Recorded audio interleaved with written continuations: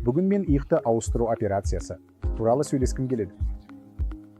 Сонымен иықты ауыстыру операциясы дегеніміз не?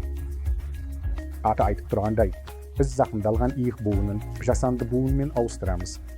Біз бұл иықты ауыстыруды қандай жағдайларда жасаймыз? Бірі иық буынның бастапқы артрите, мұнда буынның тозуы, және науқаста қатты ауырсыну болады. Және ол жуыну, көйлек кию сияқты негізгі әрекеттерді орындай алмайды.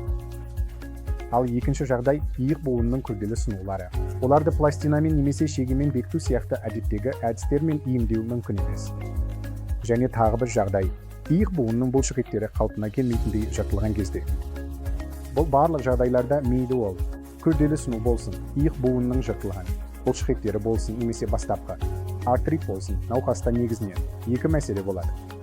Бірі қатты ауырсыну және қаттылық.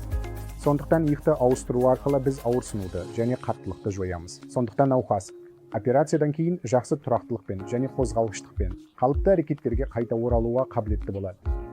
Және иықты ауыстыру операциясындағы соңғы жетістіктер 3 жоспарлау және 3 басып шығару. Мұнда біз операция алдында науқастың сканерлеуін жасаймыз және бүкіл иық буынның 3 моделін жасаймыз.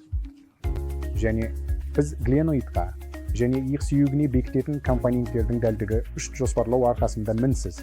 Сондықтан бұл компьютерленген жоспарлау және 3 басып шығару технологиясынан кейін науқастың нәтижелері әлде қайда жақсы болады. Сондықтан Apollo ауруханаларында біз осы озық технологияны жеке науқас күтімімен біріктіріп, науқастарымызға ең жақсы нәтижелерге қол жеткізуге көмектесеміз.